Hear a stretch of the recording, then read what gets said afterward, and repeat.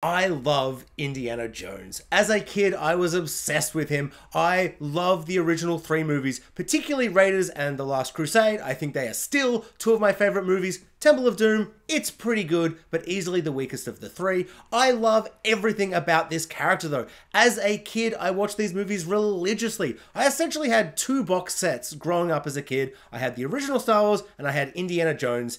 Until I was about 10, 11, 12 or whatever, and Lord of the Rings came out, and then that took over my entire personality for like 10 years until Game of Thrones, but let's not talk about that. I loved Indiana Jones so much that as a very little kid, I told my mum I want to be an archaeologist when I grow up. Of course, my mum, having seen those movies, tried to convince me that I in fact did not want to be an archaeologist because I hate studying and learning and reading and old boring things, and in fact what I wanted to be was a fun action adventurer who was smooth and charming and sexy. Oh, how my 8-year-old self would love to see me now.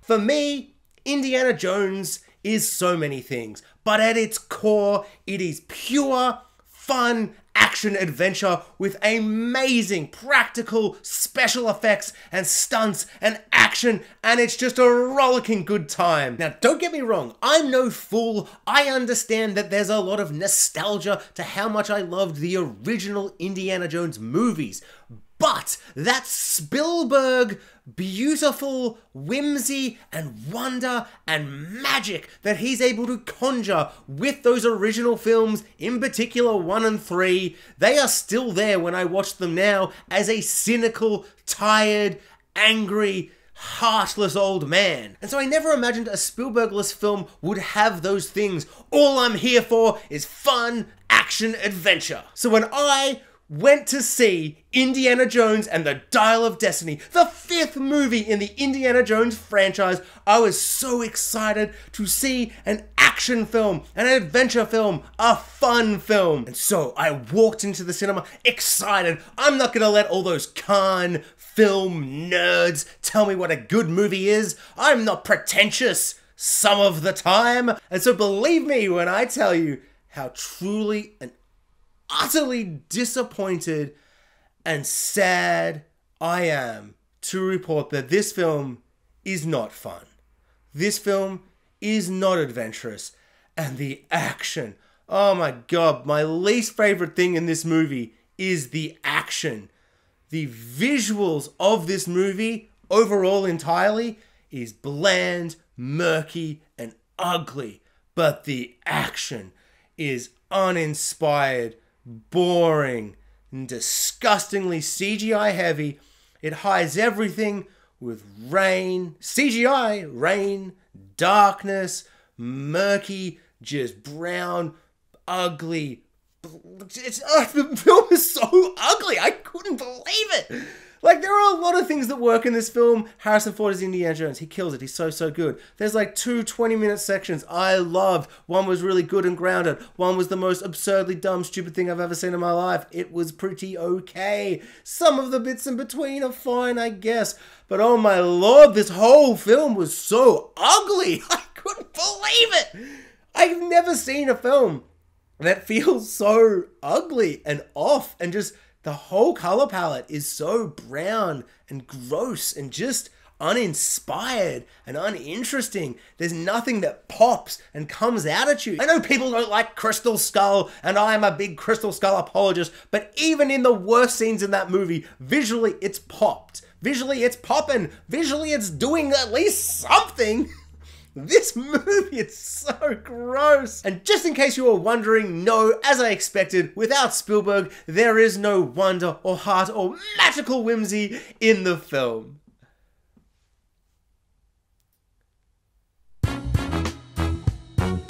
Hey guys, I'm Jax, and this is my spoiler-free review for Indiana Jones and the Dial of Destiny. The one thing in this movie that redeems it from being unwatchable and just nothing, like if this didn't have Indiana Jones in this movie, this would be nothing. But Harrison Ford as Indiana Jones is amazing. Old man Indiana Jones, he's rugged, he's wrinkly, he's had enough of it, and he's amazing. Harrison Ford never phoned it in for a single second of this movie, and that's awesome. I admire that It is beautiful. I loved him so very much. There is a couple of moments right at the end of the film where they do a member berries moment and two characters go, let's just repeat the lines from that other movie we're in. And I almost cried. Even though the last 2 hours and 22 minutes before that final scene was not very good at all, it still got me because he's so good. But then that, overwhelming feeling of like sadness, I suddenly realized wasn't really because the film had emotionally got to me. It is because the film did not emotionally connect or resonate with me whatsoever. And I don't know how that is. This is directed by James Mangold. He's great. He's fantastic. When I heard he was directing this movie, like if you can't get Spielberg, and I mean, I know he didn't want to and he wouldn't want to do it since the backlash of Kingdom of the Crystal Skull, which I will have to admit right here and right now, I am a Crystal Skull apologist.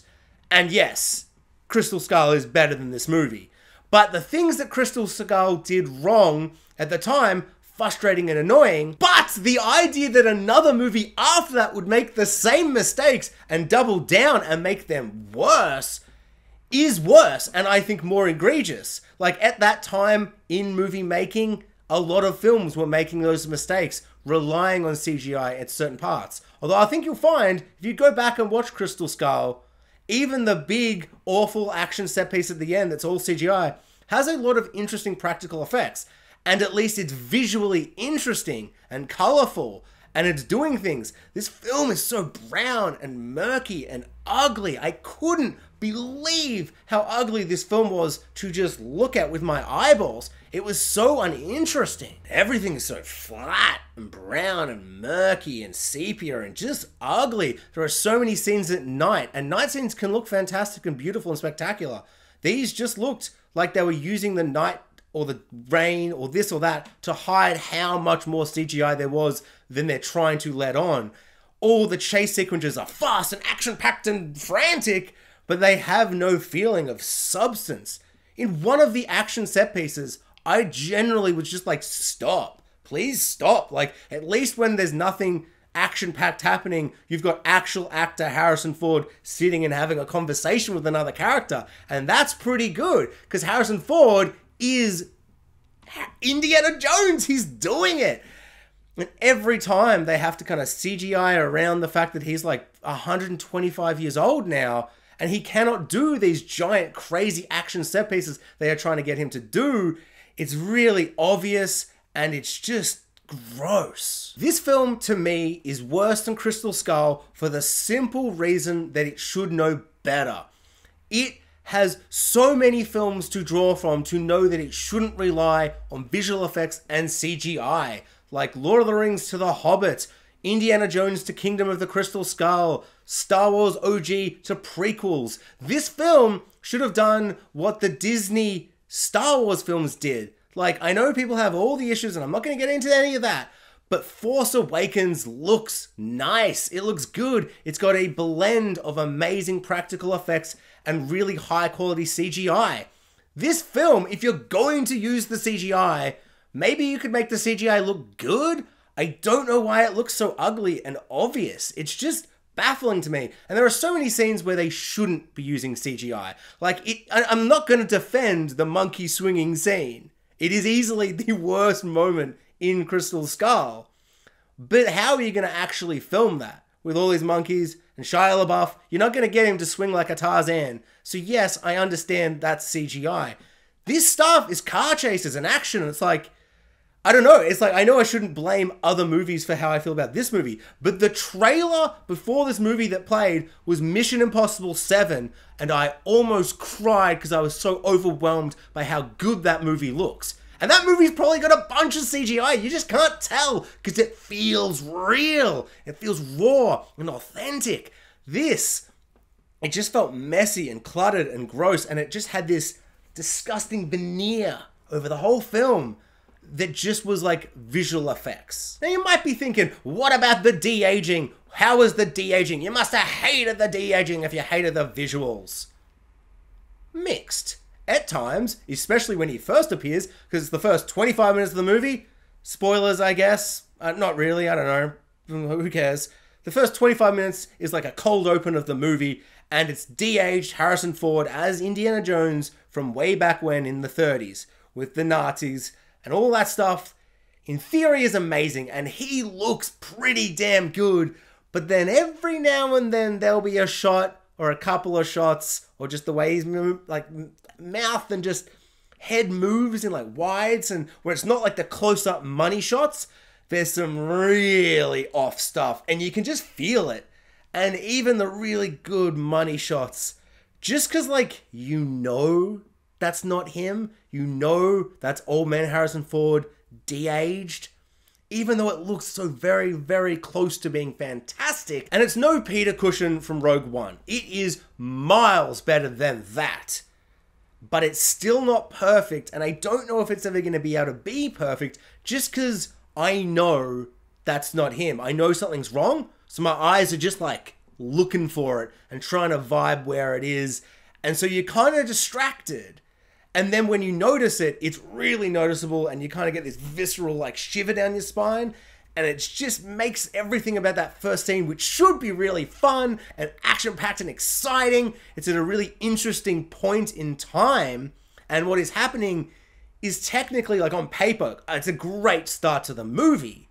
And it introduces the villain who has a reason to hate Indiana Jones. And thankfully, over the last 60 years, he's forgotten Indiana Jones. And Indiana Jones says one line to him once. He's like, I have a bad memory, but I think I remember you. And it's essentially, he just calls him a Nazi for the whole movie. Because he's a Nazi, but he doesn't really remember. It's almost like he's like, I have to presume he was a Nazi. He's a bad guy from my past. They were all Nazis. And he's just like, you know, presumed that he's a Nazi. He doesn't seem like he remembers him. And Mads Mikkelsen, who plays the villain, doesn't remember Indiana Jones, even though he should. And, oh my, Mads Mikkelsen, he's in this movie. He's acting his heart out. He's doing exactly what you get Mads Mikkelsen to do. Quiet, composed, sinister. The movie's kind of absurd and insane and just a wild, crazy movie in terms of what's actually going on in the plot. And so his character feels like too subdued, especially in the third act. It gets pretty wild. And he's not the villain for that. I think you need someone, I mean, you could get Mads Mikkelsen to do this. I think the script needs to make him more. It feels like they were afraid to go too far because people will be like, that's crazy and cartoonish. This is Indiana Jones. There was a villain who ripped people's hearts out and they were still alive and it was beating. Kalima! Like we can get kind of wacky here. The plot on paper could have been great. The film is too long, so it kind of gets meandering and repetitive, but I really feel like the visuals is what lets this film down. It stops me being able to kind of shut my brain off and go, you know what? The plot isn't perfect. The side characters are nothing. The villain's underwhelming. But man, those set pieces, those action, those visuals, that bit where Indiana Jones was on that mountain or at that actual place. Like we go to cities and do all these things and all of it is so ugly. I don't feel like I'm experiencing these cities or these wonderful places. What I love about a globe-trotting adventure, a Mission Impossible, a James Bond, an Indiana Jones is going to these beautiful, visually different and unique places. We're at the snow and we're actually there in the snow. We're in a jungle and there's real animals and real trees and ferns and you can feel these places and locations. This, despite the fact that they probably did go to some of these places, it's just so ugly. I cannot describe how ugly I found this film. It's like the main thing that just stuck to me. I found it so gross to look at. To highlight and explain how truly just ugly and how little effort they have gone in to make this movie what it should be. The first time we hear that iconic, amazing Indiana Jones theme that just gets you ready for fun, action, and just will warm the hearts of all the big Indiana Jones fans and new fans. A kid will love hearing that theme for the first time. This might be their first time seeing an Indiana Jones movie. And the first time we hear that theme, it's a big wide shot. at nighttime where you can barely see anything. There's a CGI train with CGI mountains and CGI smoke coming off the train and CGI clouds, and there's a CGI Harrison Ford and he's running about all CGI rubbery, and it just looks disgusting as he's running, and it should be the most epic, amazing moment of the film where the theme plays, but it's just hollow, soulless. It feels like that cash grab that you don't want the film to be. And honestly, it was hard to get out of that mindset because it just felt so nothing. And it was just like, if that's the effort you're going to put in for the opening, the big money shot, action set piece opening, if you're not going to care, why should I? There are two sections of the film that I kind of did love. The first 20 minutes where it's old, raggedy, like old man Harrison Ford. We've gone from CGI VFX young Harrison Ford to old man Indiana Jones, and some hippies are playing music and they wake him up and he goes down to their apartment with a bat, and it's amazing. He's like, shut up, you damn hippies. And that all feels real and awesome, and it's really interesting to see where Harrison Ford is in his life. All of that, and most of that first action set piece, that's all pretty good. I didn't mind that. But after that, it just completely loses its way and becomes derivative, repetitive, and bland. I mean, the worst thing this movie is bland and boring, which is why I kind of love the last 20 minutes. The last 20 minutes is some of the most hot nonsense I've ever seen in a movie. It is so absurd and stupid and dumb. It's like probably not very good, and they don't even really go that far once they decide to do the thing. But when they do the thing, you're kind of like, wow, at least they're doing something now. And I kind of love that. I kind of love that it was just so crazy, taking a big swing for the fences and doing something. Because up until then, it's not really doing much of anything. Like, there's a moment where they're like, we're doing a tomb raid. And then after 2 seconds, it's over. And you're like, I was really enjoying that. Maybe you should have just done that for 45 minutes. And I'm sure you've heard about Phoebe Waller-Bridger in this movie. She's like the main female lead, and a lot of people on the internet have probably told you that she's trying to steal Indiana Jones out from under you, and she's going to be Lady Indiana Jones and all that kind of stuff. That's not true at all. She's pretty good. She starts off strong, but then in the middle of the movie, when the whole movie collapses in on itself and becomes boring, she kind of becomes frustrating and irritating. But then by the end, you kind of come back on her side a bit. She's generally kind of wasted though. Like at times I was like, she's great. Like especially at the start, I'm like, she's perfectly cast. She's like the one you want to get for this character. But then they kind of don't really do anything with her. Like her and Indiana Jones are just kind of butting heads, but not in like an interesting way. And then by the end, you're like, I guess she's fine. She's pretty okay. But like, it's not really earned. And the thing that really like weighs her character down is she's got her own little sidekick, her own little kid, like her short round essentially. And he is the worst part of the film. The visuals, and then this little bad short round character.